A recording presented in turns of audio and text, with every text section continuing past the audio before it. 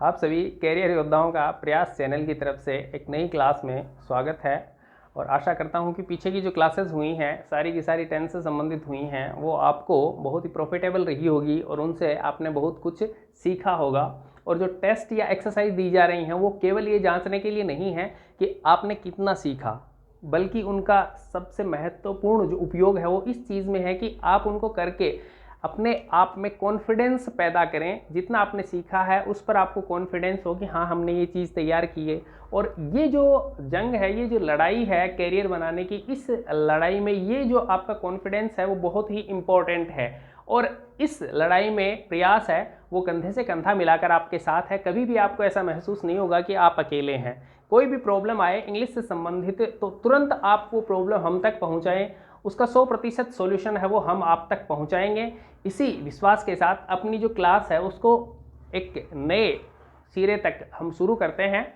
हम टेंस पढ़ रहे हैं, टेंस में प्रेजेंट कंप्लीट हो चुका है। प्रेजेंट के बाद जो सेकंड जो इंपॉर्टेंट टेंस आता है वो है पास्ट।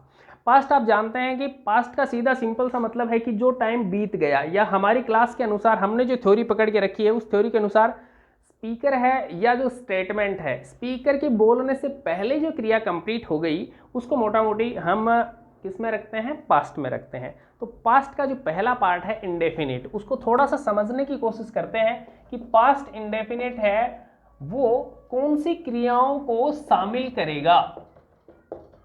एक हमने थ्योरी स्टार्ट में पढ़ी थी टेंस शुरू करने में कि इंडेफिनिट का मतलब है कि जो डेफिनेट टाइम न बता पाए, इसीलिए उसको हमने इंडेफिनिट का नाम दिया है। ये क्लियर है। तो एक थ्योरी तो ये बन गई कि भूतकाल का या बीते हुए टाइम में यदि अनिश्चित समय बता रहा है टेंस तो उसको हम पास्ट इंडेफिनिट रख देंगे। क्लियर है, सिंपल है, इजी है, बिल्कुल समझ में आ रही है।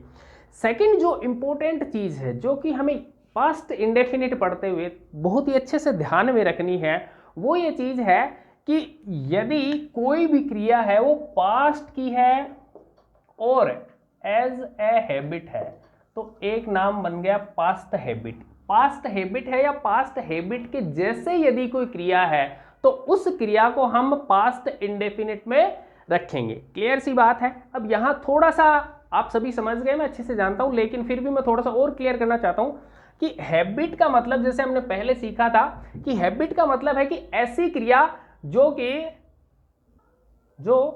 एक निश्चित अंतराल के बाद, एक टाइम के गैप के बाद रिपीट होती है, तो उसी को हम आदत कहते हैं। यदि वर्तमान में है तो हम कहते हैं कि दादी मंदिर जाती है, और यदि पास्ट में है तो हम कहते हैं कि दादी मंदिर जाती थी या वह प्रतिदिन पूजा करता था। तो इसका मतलब वो उसकी आदत है। प्रेजेंट में है तो प्रेजेंट सिंपल, पास्ट में है तो पास्ट सिंपल। क्लियर है। तो ये सिंपल सी एक थ्योरी हमें लास्ट तक, जब तक हम पास्ट सिंपल पढ़ेंगे तब तक हमें ये चीज याद रखनी है कि पास्ट की जो हैबिट है वो या पास्ट हैबिट की जैसी जो क्रियाएं हैं उन सभी को हम किस में रखेंगे, पास्ट सिंपल में रखेंगे। इतनी बात क्लियर है, कोई दिक्कत नहीं है। अब हम थोड़ा सा स्टैंडर्ड में चलते हैं, कंपटीशन का थोड़ा सा स्टैंडर्ड बढ़ाते हैं। वो पॉइंट लिखिए जो पॉइंट आपको नोट करना है कि पास्ट सिंपल कहां आता है। पास्ट सिंपल ऐसी एक्शन या वर्ब, कोई भी एक्शन हो या वर्ब हो जो कंप्लीट हो चुकी है, ध्यान से देखिए, जो कंप्लीट हो चुकी है पास्ट टाइम में, कहां पर, पास्ट टाइम में, और उसका कोई भी इफेक्ट नहीं है, कोई भी इफेक्ट नहीं है इन प्रेजेंट। बस ये इतना सा याद रख लीजिए, फिर पास्ट सिंपल आपके कंट्रोल में है। ये पास्ट सिंपल की चाबी है कि कोई भी क्रिया जो कंप्लीट हो गई है और उस कंप्लीट होने के दौरान पास्ट का टाइम था प्लस उसका प्रेजेंट पे कोई इफेक्ट नहीं है तो वो किस में चला जाएगा, पास्ट सिंपल में चला जाएगा। और इसी प्रकार की इसकी जितनी भी एडवर्ब्स हैं वो सारी की सारी इसी प्रकार की आती हैं। और पास्ट सिंपल, आपको एक इंपॉर्टेंट सी बात बता दूं कि पास्ट सिंपल ऐसा टेंस है जो कि लिटरेचर में सर्वाधिक यूज हुआ है। ये इसका इंपॉर्टेंस बताने के लिए है कि कितना इंपॉर्टेंट है। कि आज तक जितनी भी लिटरेचर लिखी गई है उस लिटरेचर में सबसे ज्यादा पास्ट सिंपल का ही यूज हुआ है। क्यों हुआ है ये आप जानते हैं, क्योंकि हिस्ट्री है वो पास्ट में ही लिखी जाती है। क्लियर है। अब देखिए कि हमने ये तीन चीजें यहां पर देखी। एक तो देखा हमने हिंदी में कि पास्ट में कोई अनिश्चित समय बताए तो वो पास्ट सिंपल है। सेकंड देखा कि पास्ट की जो हैबिट है, यानी कोई भी क्रिया जो आदत के जैसे है लेकिन पास्ट की है तो वो पास्ट सिंपल चला जाएगा। और तीसरी चीज हमने जो नोट किए वो क्या किया, एक्शन या कोई ऐसी वर्ब है जो कंप्लीट हो गई पास्ट में और उसका प्रेजेंट में किसी प्रकार का कोई इफेक्ट नहीं है तो वो किस में चली जाएगी, पास्ट सिंपल में चली जाएगी। ये पास्ट सिंपल का पूरा बायोग्राफा आपके सामने है। इसको आप चाहे नोट कर लीजिए, दिमाग में कर लीजिए, कॉपी में कर लीजिए और इसको बेहतरीन तरीके से आपको याद रखना है। इसके बाद जो अगला इंपॉर्टेंट जो चीज आती है वो आती है कि दोबारा से बच्चे कंफ्यूज हैं। एक फर्स्ट ग्रेड का बच्चा है, फर्स्ट ग्रेड की एग्जाम दे रहा है, तो उसने मेरे से फ़ोन करके डायरेक्ट पूछा है कि सर जो आपने बताया था कि जो प्रेजेंट परफेक्ट है और पास्ट सिंपल है उसमें जो डिफरेंस आपने किया था उसको आप थोड़ा सा और क्लियर कर दीजिए। अब ये भी हो सकता है कि वो चेक कर रहा हो, टेस्ट ले रहा हो मेरा, लेकिन ऐसा होना नहीं चाहिए। लेकिन फिर भी अब मेरा ये दायित्व है या मेरा ये फ़र्ज है कि मैं उसका जो कन्फ्यूज़न है वो दूर करूँ, क्योंकि प्रयास का मोटो यही है कि हम बच्चे का कन्फ्यूजन है वो किसी भी हाल में नहीं रहना चाहिए। बच्चे को माइंड में कोई कन्फ्यूजन किसी भी टॉपिक से संबंधित नहीं रहे, तो उसके कन्फ्यूजन को दूर करने के लिए आपका भी साथ साथ में क्या हो जाएगा, थोड़ा सा रिवीजन हो जाएगा और आपको थोड़ा सा एक्स्ट्रा नॉलेज मिल जाएगा। हालांकि ये चीज़ है वो थ्योरिकल है तो इसलिए एग्जाम में तो पूछी नहीं जा सकती, ना फर्स्ट में, ना सेकंड में, ना रीट में, किसी में नहीं पूछी जा सकती। लेकिन फिर भी इंग्लिश के स्टूडेंट को इसका नॉलेज होना चाहिए और उस नॉलेज के लिए मैं आपको बता रहा हूँ।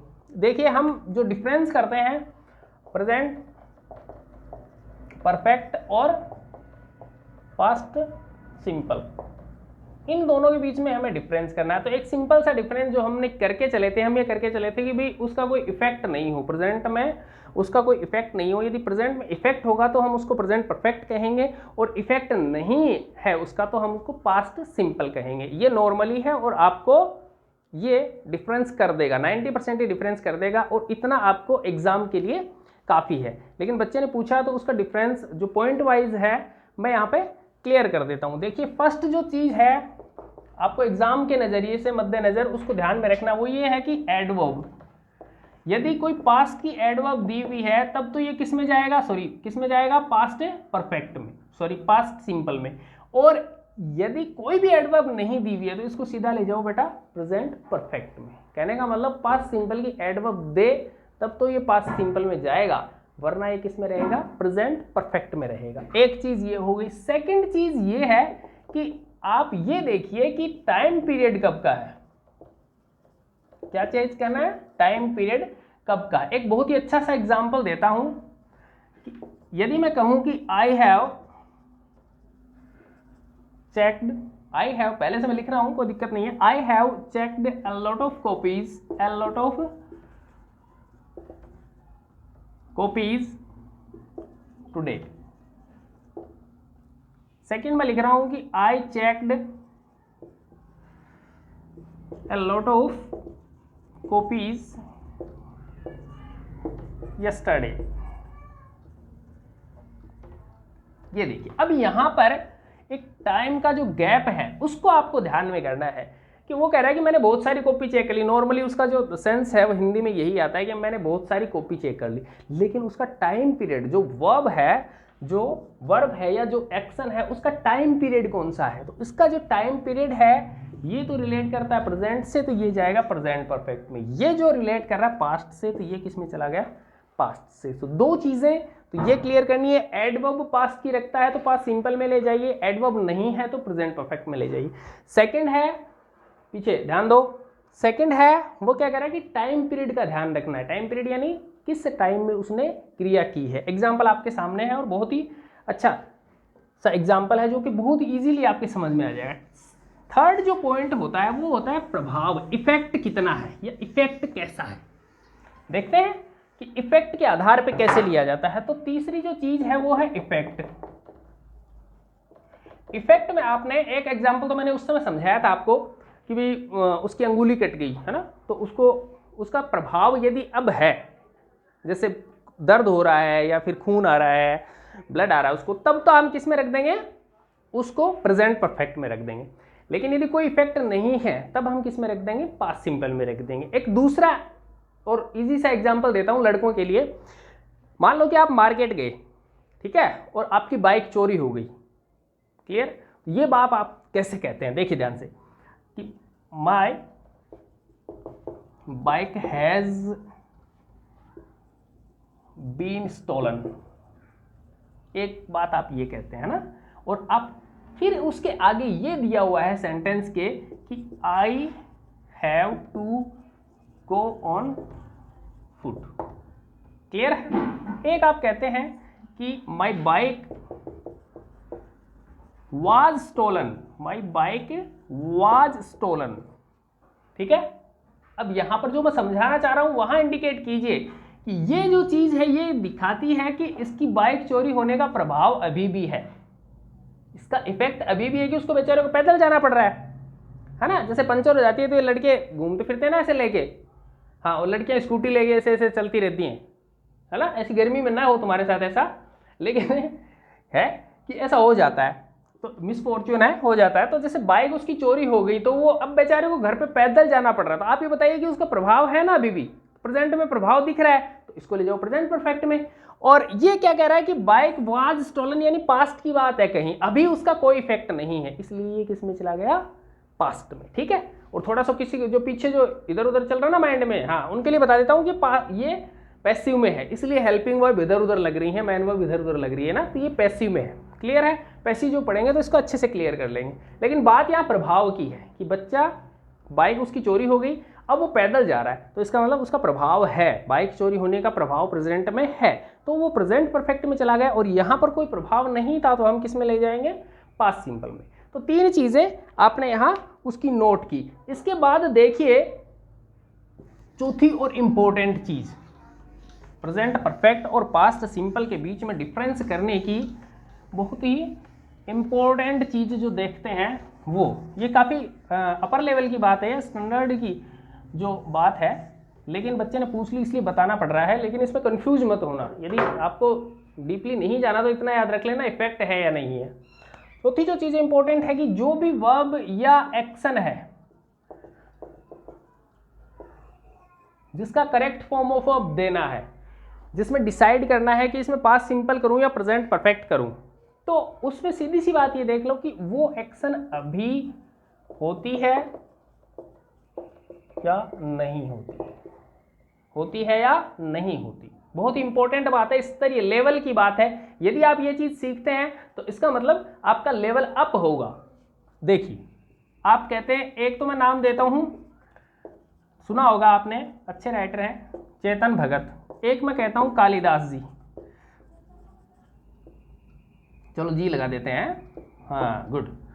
तो ये दोनों हैं, इन दोनों के बारे में कहा जाए कि चेतन भगत ने बहुत सारे नॉवल लिखे और एक कहा जाए कि कालिदास जी बहुत सारे नॉवल लिख चुके हैं। ठीक है? तो ऐसा कहा जाए। अब दोनों में जो लिखने का काम है वो ऐसा काम कौन सा है जो कि अभी होता है, और एक वो काम जो अब नहीं होता। तो इसका मतलब कालिदास जी जो हैं उनका लिखना तो अब क्या हो गया, खत्म हो गया, तो ये तो चला जाएगा पास्ट सिंपल। किस में चला जाएगा, पास्ट सिंपल।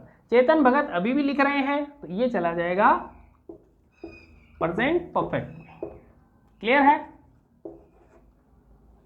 इससे बेटर कोई विधि नहीं है इनके बीच में डिफरेंस समझने को, और ये सबसे अच्छा थ्योरिकल भी है, पॉइंट टू पॉइंट भी है, और लेवल का भी है। ये चीज़ें आपको अच्छे से क्लियर कर देंगी कि आप प्रेजेंट परफेक्ट में कौन सी जानी है और पास्ट सिंपल में कौन सी जानी है। लेकिन आपको अच्छे से बता देता हूँ, ये जो इतनी जो थ्योरी डीप जो नॉलेज है वो केवल तब चाहिए जब आप बोर्ड पे पढ़ा रहे हैं। एग्जाम में इसकी ज़रूरत है वो मेरे अनुसार नहीं पड़ेगी। केवल एग्जाम में तो इतना ही देखना होता नहीं, correct form of verb use करनी है, क्योंकि वहाँ थ्योरिकल तो कुछ लिखना नहीं है हमें। तो क्लियर है, बस बात यह है कि बच्चे का कन्फ्यूजन दूर हो जाना चाहिए बस।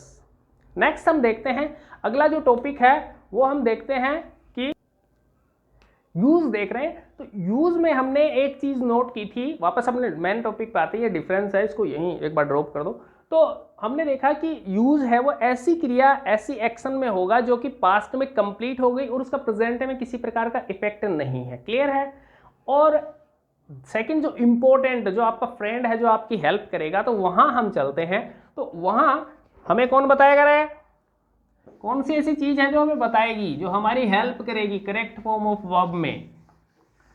हाँ, गुड, शाबाश। अच्छे दोस्त की तरह आपके साथ रहेगी एडवर्ब। कौन रहेगी? एडवर्ब रहेगी। वो आपको बता देगी कि मैं आपकी हेल्प करूंगी, मैं आपको टेंस बताऊंगी। तो वो एडवर्ब नोट कर लीजिए। पास्ट सिंपल की एडवर्ब जो होती हैं, याद करने का तरीका बता देता हूं आपको कि पास्ट सिंपल में कौन सी ऐसी चीजें जाती हैं जो पास्ट हैबिट के जैसे हों, पास्ट की किसी आदत के जैसी हों। तो सिंपल सी बात है, स्पष्ट है कि जो एडवर्ब होंगी वो भी सारी की सारी ऐसी होंगी जो पास्ट को इंडिकेट कर रही होंगी कि कोई एक बार काम हुआ था, कल ऐसा काम हुआ था। सिंपल सी बात है, तो उनको हम नोट कर लेते हैं कि बहुत बार सुना होगा आपने। अभी आप बात कर रहे थे कि हिस्ट्री की चीज़ें हैं, है ना, इसीलिए सबसे ज़्यादा पास्ट सिंपल का यूज़ हुआ है लिटरेचर में। ये सारे जो हैं वो इसी को दर्शाते हैं। ये तीनों अलग अलग नहीं है, एक ही चीज़ है, बस केवल थोड़ा सा लिखने में डिफरेंस होता है। ये एक जैसा है, इसको हम द प्रीवियस डे भी कह सकते हैं, कंफ्यूज मत होना, सेम ही चीज़ है। यस्टरडे है, द प्रीवियस डे है। एक नाम और लिख देता हूँ, लास्ट डे, एक ही चीज़ है, ठीक है। अब लास्ट डे को थोड़ा सा हम डिस्क्रिप्ट कर लेते हैं कि लास्ट प्लस टाइम यदि कोई हो, लास्ट प्लस टाइम, जैसे लास्ट डे है, लास्ट डे के जैसे ही लास्ट नाइट, लास्ट ईयर, ऐसा कुछ भी है तो उसको पास्ट सिंपल में ले जाए बेझिझक, कोई दिक्कत नहीं है। क्लियर है? और उसके बाद जो है वो है एगो है। एगो जानते हैं आप, पहले की बात कर रहा है। और बिफोर भी कई बार पास्ट सिंपल चला जाता है, लेकिन 99% इसका यूज है, 1% ये अलग भी हो सकता है। तो ये हम यूज करते हैं, और इस तरीके की यदि कोई भी मिलती है तो हम किस में ले जाते हैं? सीधा का सीधा पास्ट सिंपल में ले जाते हैं। ये सारी एडवर्ब हैं जो हमारी हेल्प करेंगी या जो हमें इंडिकेट करेंगी किसके बारे में? पास्ट सिंपल के बारे में। तो पास्ट सिंपल इनके सहारे हम कर सकते हैं। एग्जाम्पल लेना चाहोगे? गुड, एग्जाम्पल लेते हैं एक। जैसे कहा जाए कि हम ही कह रहे हैं, चलो आई क्यों भाई, आप नाराज हो जाओगे, आई नहीं लेंगे, ठीक है। हाँ, तो मेहनत जितनी मैं कर रहा हूँ उससे ज़्यादा मैं तो कहता हूँ आप कर रहे हैं ना।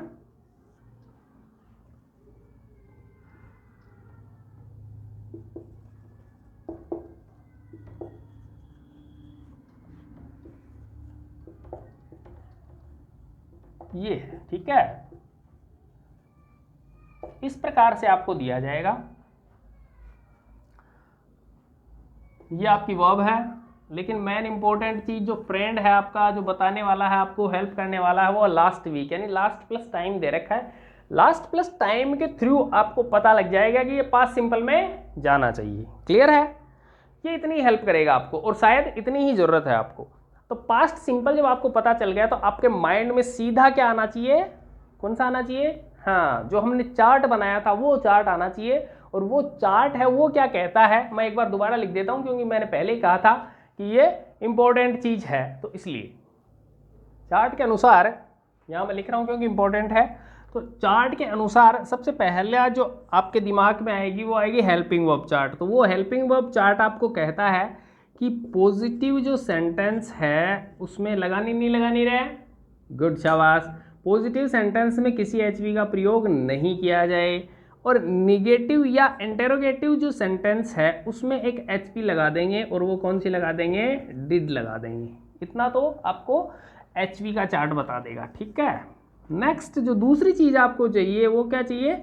Man verb. शाबाश, बहुत अच्छा। जो आंसर दे रहे हैं उससे पता चल रहा है कि आपने तैयारी की है।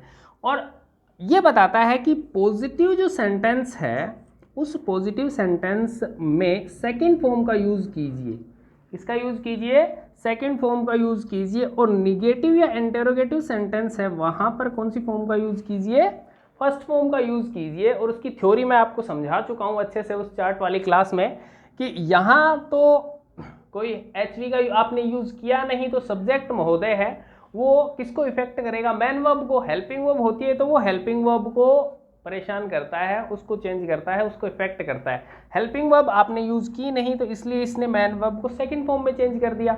यहाँ हेल्पिंग वर्ब जी आ गए, तो हेल्पिंग वर्ब जी आ गए तो अब मैन वर्ब तक सब्जेक्ट की पहुंच रहती नहीं है, तो इसलिए मैन वर्ब दोबारा किस में आ गई, फर्स्ट फॉर्म में। ये एक याद रखने का तरीका है। सेकंड फॉर्म के बारे में आपको एक इंपॉर्टेंट चीज़ बता देता हूँ। जैसे मैंने कहा था कि पास्ट सिंपल है वो सबसे ज़्यादा यूज हुआ है इंग्लिश लिटरेचर में, तो इसी के साथ दूसरी चीज़ याद कर लीजिए कि सेकंड फॉर्म एक ही टेंस में और एक ही सेंटेंस में यूज होती है, केवल पास्ट सिंपल यूज होती है और केवल पास्ट सिंपल के पॉजिटिव सेंटेंस में ही यूज होती है। बाकी 11 टेंस में कहीं इसका कोई यूज नहीं होता। फिर भी लिटरेचर में लिखी जाने वाली या प्रयोग की जाने वाली सबसे अधिक इस वर्ब का प्रयोग किया गया है, सेकंड फॉर्म का प्रयोग किया गया है ना। अमेजिंग, क्लियर है। तो चलिए यहाँ क्लियर है। अब आप इसको इजीली कर सकते हैं। आप कहते हैं कि एचवी का तो यूज करना ही नहीं है क्योंकि पॉजिटिव सेंटेंस है, ठीक है। अब चाहिए आपको मैन वर्ब, केवल मैन वर्ब का यूज करना है, तो मैन वर्ब कंप्लीट है और ये कहता है कि पॉजिटिव सेंटेंस है तो सेकंड फॉर्म का यूज कर दीजिए, तो हम यहाँ कर देंगे कंप्लीटेड। हो गया, सिंपल, क्लियर है। चलिए अब यहाँ कुछ बच्चों के कमेंट्स के थ्रू एक प्रॉब्लम ओकर हुई थी, उसको मैं यही सॉल्यूशन दे देता हूँ आपके सामने ही। यहाँ तक इसमें तो कोई दिक्कत नहीं है ना। चलिए शाबाश, बहुत ही बेहतरीन आपके द्वारा रिस्पॉन्स मिल रहा है। ऐसा ही चलता रहा तो हम बहुत जल्द ही अपने लेवल पर होंगे। देखिए अब ये जो पॉजिटिव सेंटेंस है, तो बच्चों ने कहा था कि सर जो इसका नेगेटिव या इंटेरोगेटिव, तो प्रेजेंट सिंपल के अलावा तो नीचे वालों में कोई दिक्कत होती नहीं है, दिक्कत इसमें आ सकती है, तो उसको मैं सॉल्यूशन दे रहा हूँ। तो यदि इस पॉजिटिव को निगेटिव में आपको चेंज करना है तो इसकी थ्योरी जो होती है वो होती है एचवी प्लस नोट। ये इसका मंत्र है। किसी भी को आप निगेटिव में चेंज करना चाहें तो एचवी के बाद नोट रख दें, सिंपल बात तो ये है। अब थोड़ा सा जो दिक्कत आती है वो ये आती है कि जहाँ पर हेल्पिंग वर्ब ना हो वहाँ क्या करें। तो एक नाम याद रख लीजिए कि नोट है वो बहुत ही डरपोक होती है, नोट है वो बहुत ज़्यादा डरपोक चलो होता है। ये लड़कियां ऐसे देख रही हैं, है ना, तो क्या है होता है, मान लो भाई नोट बहुत क्या होता है, डरपोक होता है। अब ये नोट है, डरपोक होने के कारण अकेला कहीं नहीं जाएगा, ये किसको साथ ले जाएगा, एचवी को साथ लेके जाएगा। बात याद रह जाएगी। तो इस तरीके से हम कह सकते हैं कि नोट कभी भी अकेला नहीं जाता। नोट यदि आपको लाना है तो पहले क्या लाइए, पहले एचवी लाइए, यानी एचवी प्लस नोट का कॉम्बिनेशन ही जाएगा निगेटिव बनाने के लिए। तो ये बात क्लियर हो गई। अब इसको हम देखेंगे तो इसमें हमारे पास क्या नहीं है, एचवी साहब नहीं है, तो हमें लाना पड़ेगा। तो हम कह देंगे वी डिड नोट। ये हमें अभी चार्ट में हमने देख लिया है अच्छे से कि डिड का प्रयोग करना है, एचवी जहां भी चाहिए और नोट उसके आगे आएगा, तो वी डिड नोट, ठीक है। अब आएगी मैन वर्ब, तो हम क्या कहते रहे, कंप्लीटेड लिखूं या कंप्लीट लिखूं, हाँ शाबाश, डिड आ गई तो डू डज डिड जहां भी सेंटेंस में आ जाए, डू डज डिड जहां भी सेंटेंस में आ जाए तो अपने आप मैन वर्ब फर्स्ट फॉर्म में चेंज हो जाएगी। तो डिड आ गई तो ये किस में चली जाएगी, फर्स्ट फॉर्म में। तो हमने कह दिया वी डिड नॉट कंप्लीट, आगे कोई दिक्कत नहीं है, our topic tense last, clear है। फिर बात करते हैं इंटरोगेटिव चेंज करने की। तो इंटरोगेटिव का जो मूल मंत्र है वो क्या कहता है कि एचवी है उसको रखना है किसके पहले, सब्जेक्ट से पहले, आगे के सेंटेंस का कोई इफेक्ट नहीं है। इसी तरीके से क्या बन जाएगा, इंटरोगेटिव बन जाएगा। तो उसके लिए हम कहेंगे कि एचवी को पहले ले आओ। अब आपको एचवी तो पता चली गई, तो आप कहते हैं कि डिड वी, आगे इसको कोई चेंज वाली बात है नहीं तो हम सीधा रख देते हैं, क्लियर है। डिड वी कंप्लीट अवर, आगे का सेंटेंस, ठीक है। चलो चलते चलते साथ में आपको ये भी बता देते हैं इंटरोगेटिव नेगेटिव। इसमें कोई ज़्यादा इफेक्ट नहीं होता। इसमें क्या रहता है, डिड तो आएगा, सब्जेक्ट आएगा, नोट यहाँ रह जाएगा, ठीक है, और आगे का सेंटेंस सेम रहेगा। ये जो थ्योरी है ये कई बच्चों की डिमांड थी कि सर आप इसको क्लियर करवाते चलें ताकि उनका कन्फ्यूजन है वो ना रहे, वो श्योर हो जाएं कि उनको जो आता है वो सही आता है। तो इसलिए ये मैंने क्लियर कर दिया है और आशा है कि आपको इससे संबंधित कोई दिक्कत नहीं होगी। फिर भी यदि कोई दिक्कत होती है तो आप मेरे को कमेंट करें, कॉल करें, आपकी प्रॉब्लम लिख के भेज दें, आपको सॉल्यूशन 100% उपलब्ध करवा दिया जाएगा। बात एक ही ध्यान में रखें कि हमारी क्लास का मकसद ये है कि किसी बच्चे की कोई कन्फ्यूजन इंग्लिश से संबंधित ना रहे। यहाँ आपने सीखा कि एडवर्ब है वो किस तरीके से पास्ट सिंपल को इंडिकेट करेंगे। तो इस के अलावा जो चीज़ है पास्ट सिंपल के बारे में जो आपको जाननी चाहिए वो मैं नोट करवा रहा हूँ। आपने सुना होगा कि एक नाम होता है कंडीशनल सेंटेंस, ठीक है। तो उस कंडीशनल सेंटेंस में यदि इम्पॉसिबल या इम्प्रोबेबल कंडीशन का नाम आए, ठीक है, तो वहाँ थोड़े से आप अलर्ट हो जाएं कि उसमें भी किसका प्रयोग होता है, पास्ट का प्रयोग हो सकता है। वो किस तरीके से होता है वो मैं आपको बता देता हूँ, वो थोड़ा सा ध्यान रख लीजिए। नाम से आप पता चल रहा होगा कि ऐसी कंडीशन जिसको पूरा नहीं किया जा सकता, जो अब संभव नहीं है, ठीक है।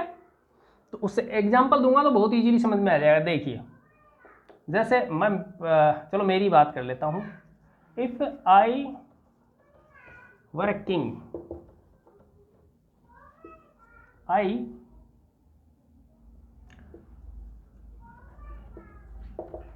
would give a free education to everyone, ठीक है, ये सेंटेंस है।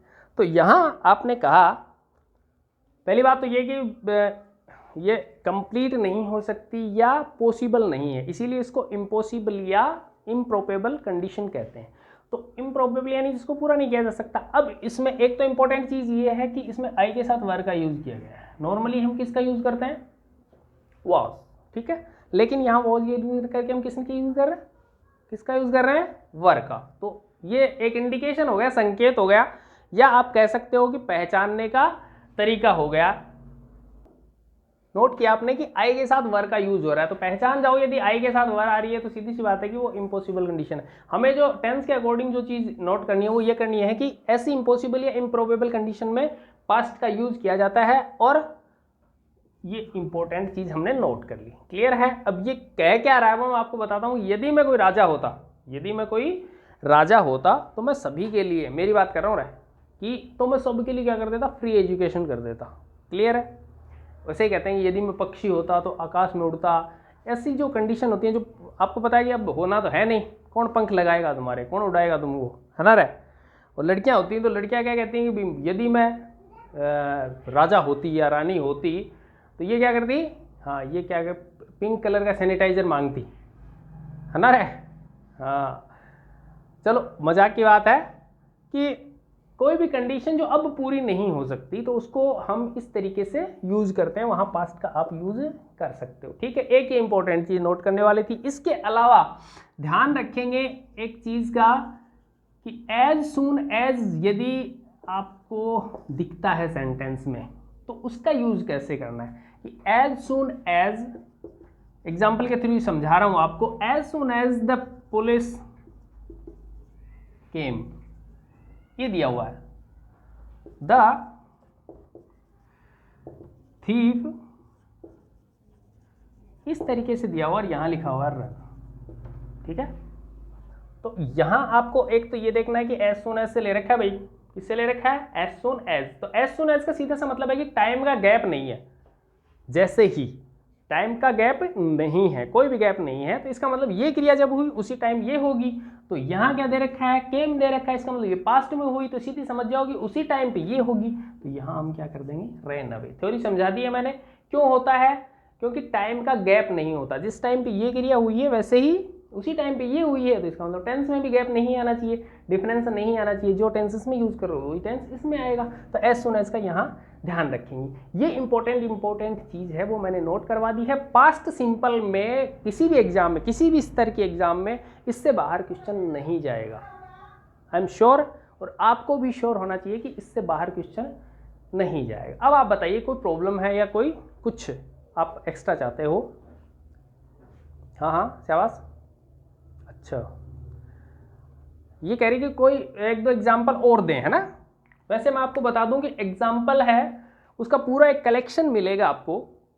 कहाँ, चैनल के ऊपर जब टेस्ट या एक्सरसाइज इससे संबंधित दी जाएगी तो पूरा एक बेटर सा, एक अच्छा सा कलेक्शन आपको दिया जाएगा, जिसमें आप एक्सरसाइज भी कर सकते हैं, उसको आप टेस्ट भी कह सकते हैं, और उसको आप एक अपना कलेक्शन भी कह सकते हैं एग्जाम के नज़रिए से। फिर भी मैं एक एग्जाम्पल और दे देता हूँ, क्योंकि पता ही है कि भी इंडिया में इनको देवी माना जाता है और इनको नाराज़ नहीं किया जा सकता। कोई श्राप वराप दे देंगे अभी श्राप तो मत दे दियो रे।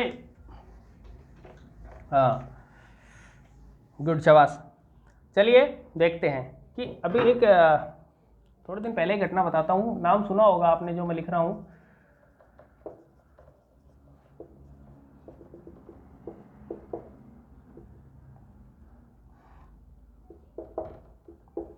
सीधा ही लिख रहा हूँ, है ना। सीधा का मतलब है इसमें कोई एडवर्ब नहीं है, बस आपको जो इंसिडेंट है उसको देखकर पहचानना है कि कब का इंसिडेंट है ना। तो ये इंसिडेंट है वो कब का है, थोड़े दिन पहले का, यानी पास्ट की बात है। तो ये आपकी वर्ब है, तो पास्ट की बात है, पास्ट सिंपल में जाना चाहिए। तो ये क्या कह देगा, ये एक एग्जांपल लीजिए और ये करंट की बात है, इसलिए आपको ये याद भी रखना चाहिए और अपने कलेक्शन में भी रखना चाहिए। इसके अलावा पास्ट की जितनी भी जो इम्पोर्टेंट क्वेश्चंस हैं, स्तर के जो एग्ज़ाम के लेवल के जो क्वेश्चन हैं, उनका कलेक्शन है वो आपको चैनल पर उपलब्ध करवा दिया जाएगा, बहुत ही सिंपल। एक एग्जांपल और चलते चलते याद आ गया तो छोरी की ख्वाहिश भी पूरी हो जाएगी। और एक अच्छा एग्जांपल कहीं पढ़ा था मैंने, तो वो भी आपको बता देता हूँ। शायद वो टेस्ट में भी होगा या नहीं भी हो तो आप ऐड कर लेना। कहा जाता है कि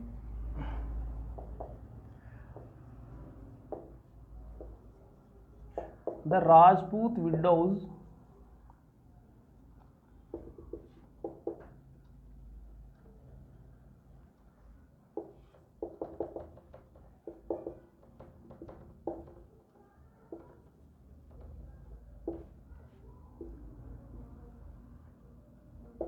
ये कोई प्रथा थी राजपूत काल में, जो आपने जीके में बहुत अच्छे से रटी होगी, है ना। हाँ, तो वो उस प्रथा की बात कर रहा है। तो पहली बात तो ये कि इसमें टाइम्स की कोई एडवर्ब तो दी नहीं गई। इंपॉर्टेंट इसलिए है कि इसमें कोई टाइम की एडवर्ब नहीं दी गई। कॉमन सेंस से पता करना है कि ये पास्ट का मैटर है, फ्यूचर का है या प्रेजेंट का है। तो सिंपल सी बात है कि पास्ट का मैटर है। क्लियर है। अब ये कहना क्या चाहता है कि जो राजपूत विडोज थी वो क्या करती थी, अपने आप को अपने हस्बैंड के साथ जला लेती थी, जिसको कि सती कहते थे, सती प्रथा, या जिसको जौहर भी कहा जाता था। युद्ध के टाइम यदि होता था तो उसको जौहर कहते थे। तो ये जो चीज़ है, अरे हाँ, आज के टाइम दिमाग खराब है तेरा, आज के टाइम ये थाना और उठा के बाढ़ दी। आज के टाइम यहाँ का विश्वास ना रहा क्या, कभी पीछे बढ़ जाए ना आगे थान बाड़ी पेली। हाँ, ये उस टाइम होता था, अच्छी बात नहीं है, मैं भी नहीं मानता कि अच्छी बात है ना। तो द राजपूत विडो, तो अब सीधी सी बात है, पास्ट सिंपल है तो एच वी लगानी नहीं, एच वी का यूज नहीं करना, है ना। और इसके सेकंड फॉर्म आनी चाहिए।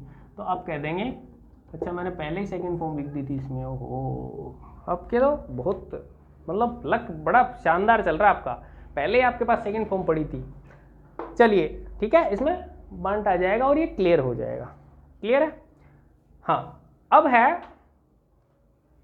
थोड़ी हिम्मत रखो, क्लास अभी स्टार्ट हुई है, अभी तो एक ही टेंस हुआ है, थोड़ा जल्दी चलना है आपको, पहले से मोटो बन चुका है आपका, फ्लो में है।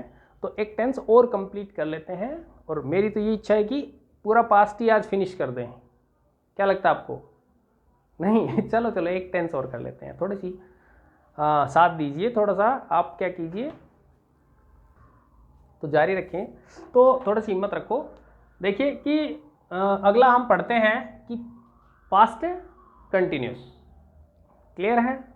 तैयार रहो, थोड़े मोटिवेटेड रहो, उत्साह रखो। छोटा सा टेंस है, हल्का सा, इतनी कोई बड़ी वो नहीं है, इसीलिए साथ में करवा रहा हूँ। पास्ट कंटिन्यूस का सीधा सा मतलब आप जानते हैं, अकॉर्डिंग टू टेंस का जो नाम है उस नाम के अकॉर्डिंग यदि इसका अर्थ निकाला जाए और इसके काम का पता किया जाए, तो पास्ट का नाम तो आप अच्छे से जानते हो कि पास्ट यानी भूतकाल में यदि कोई क्रिया है वो कॉन्टिन्यूस रही है, कॉन्टिन्यूस यानी ऑन प्रोग्रेस रही है, तो उसको किस में रख दिया जाए, पास्ट कंटिन्यूस में रख दिया जाए। ये लो साहब, ये इसकी थ्योरी तैयार हो गई, इसका मंत्र तैयार हो गया कि पास्ट की कोई भी क्रिया जो कि जारी थी तो उसको किस में रख दो, पास्ट कंटिन्यूस में। अब इससे सरल लैंग्वेज नहीं हो सकती। क्लियर है। अब बात जो आती है वो आपकी आती है कि राइट फॉर्म ऑफ वर्ब या करेक्ट फॉर्म ऑफ वर्ब को कैसे क्लियर किया जाए। तो वो सीधी सी बात है, आपकी जो फ्रेंड है उसको पकड़ के लाओ, आओ भाई, कौन है, एडवर्ब। कौन है, एडवर्ब। एडवर्ब को भी याद करने का तरीका आपको बता देता हूं कि प्रेजेंट कंटिन्यूअस में जो भी यूज किया था आपने एडवर्ब के रूप में, उसका पास्ट फॉर्म है वो पास्ट कंटिन्यूअस की एडवर्ब बन जाती है। जैसे मैं एक दो बना के दिखाता हूं, जैसे नाउ यूज किया था तो उसका तो बना दो then. This plus time use किया था, है ना, तो उसका बना दो, दिस को कर दो दैट प्लस टाइम, ठीक है। दीज डेज यूज किया था, उसका कर दो दोज डेज। क्लियर है। तो इस प्रकार की जो एडवर्ब्स हैं वो आपने उस समय कहा था एट दिस टाइम, तो आप कर दो at that time, at that time या एट दैट मोमेंट। आप उसी तरीके से इसको इजीली कर लेंगे। बात सीधी सिंपल सी है कि प्रेजेंट कंटिन्यूअस की जो भी एडवर्ब थी उसको पास्ट फॉर्म यूज कर लीजिए, वो किस में हो जाएगा, पास्ट कंटिन्यूअस की एडवर्ब बन जाएगी। और इसके सहारे हम बहुत ही अच्छे तरीके से पास्ट कंटिन्यूअस क्लियर कर लेंगे। और एक इंपॉर्टेंट बात और बता दूं आपको कि पास्ट कंटिन्यूअस यदि एग्जाम में पूछी जाती है, यदि एग्जाम में पूछी जाएगी तो वो कॉम्बिनेशन में पूछी जाएगी, टेंस के कॉम्बिनेशन में। केवल पास्ट में पास्ट सिंपल ही ऐसा टेंस है जो कि अकेला पूछा जा सकता है।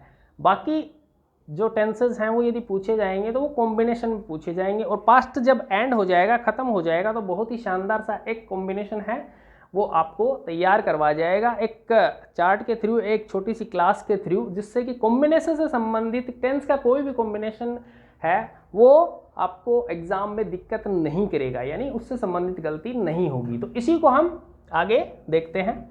तो एग्जाम्पल लेते हैं इसके, और कुछ तो इसमें खास है नहीं, जो चीज़ थी वो मैंने आपको बता दी है।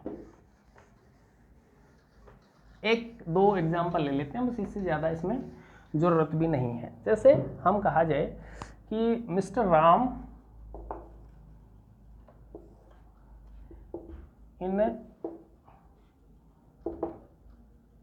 झुंझुनू दोज डेज, इस प्रकार का कोई है, तो दोज डेज है ये इसकी एडवर्ब हो गई। और ये आपको बताती है कि पास्ट कंटिन्यूअस में जाना चाहिए, तो past continuous mister Ram singular है, तो सिंगुलर की जो एचवी चार्ट है, एचवी चार्ट आपको सीधा बता देगा कि आपको यूज़ करना है वॉज वर, आई या सिंगुलर है तो वाज यूज़ करेंगे, और वर है तो प्लूरल, ठीक है, क्लियर है। और मैन वर्ब में आपको सोचने की जरूरत नहीं है, मैन वर्ब में आप कौन सी फॉर्म यूज़ करेंगे, आईएनजी फॉर्म यूज़ करेंगे, क्लियर है। चार्ट आपको सीधी सिंपल सी बता रही बात। अब यहाँ पर मिस्टर राम जो है वो सिंगुलर है, तो सिंगुलर है तो यहाँ पर क्या यूज़ कर देंगे आप, वाज यूज़ कर देंगे। और आपकी जो लिव है उसमें क्या कर देंगे, लिविंग कर देंगे। तो ये आपका बन गया mister Ram was living in Jhunjhunu those days, clear है। लिव का आपको पता है कि लास्ट में ई है तो वो हट जाएगा और आईएनजी जुड़ जाएगा। ये आपको नियम मैंने प्रेजेंट कंटिन्यूअस से किया था तब क्लियर कर लिए थे, आईएनजी जोड़ने का नियम सिंपल सा है, कोई ज़्यादा दिक्कत तो नहीं हुई ना। तो आपको उत्साह रखने में, साहस रखने में, जितना आप मोटिवेटेड रहेंगे, जितना उत्साह रखेंगे, एंथुजियाज्म रखेंगे, उतना ही आपको एग्जाम में भी और क्लास में भी क्या होता है, प्रॉफिट होता है। तो हमेशा उत्साहित रहिए, किसी भी चीज़ की सीखने के लिए अपने अंदर एक जुनून पैदा कीजिए, ईगरनेस, आपकी भूख है वो सीखने की मिटनी नहीं चाहिए, तो उसमें इस चीज़ को करते रहिए। दूसरा एग्जाम्पल है वो इसी के साथ लेते हैं कि आपकी जो कंटिन्यूस है वो कंटिन्यूस क्या कहती है आपको। एक एग्जाम्पल आपने लिया है तो उसी के जैसा एक दूसरा एग्जाम्पल है वो लेते हैं। दूसरा एग्जाम्पल कहता है वाइल का यूज़ करते हुए, ये इंपॉर्टेंट है कि वाइल है वो कंटिन्यूस लेगी। वाइल क्या लेगी, कंटिन्यूस लेगी। ये जो आपको कॉम्बिनेशन है उसको बहुत ही बेहतर तरीके से समझाया जाएगा। यहाँ केवल इतना याद रख लीजिए कि वाइल है वो कंटिन्यूस लेती है।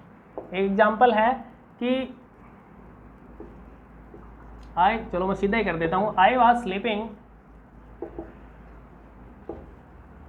While she was studying, clear है। तो इस तरीके से पास्ट कंटिन्यूस इसने लिया, क्यों, क्योंकि इसने वाइल का यूज़ किया है।